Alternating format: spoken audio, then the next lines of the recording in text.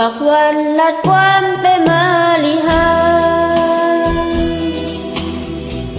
mặc ta sầm những đôi có li ha đi qua giữa nắng anh mắn để đi rừng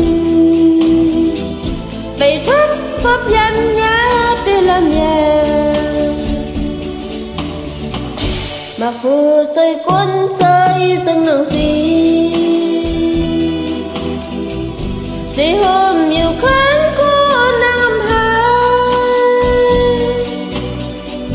yêu cô lấy tốt xung quanh bên lên trái rừng rừng ấm hết các khu trái rừng nâng xứ khắp con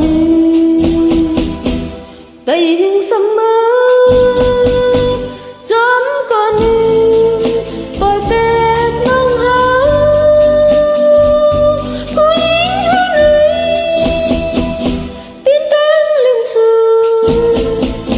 mấy cả khăn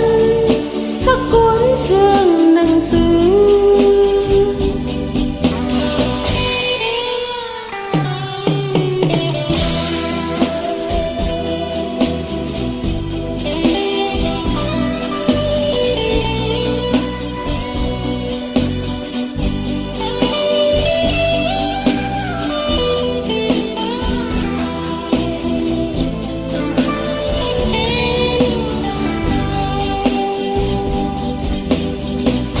bạc hoàn lạt quan pe ma li ha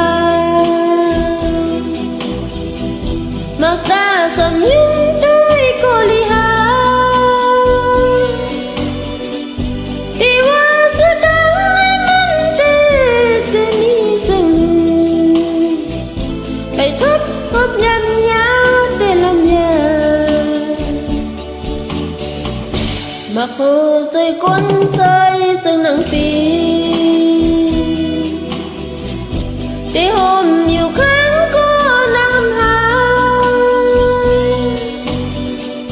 yêu cô lấy tốt xung quanh bên lên trái rừng rừng ấm hết các khu trái rừng nâng xứ hắc con vậy hình sâm mơ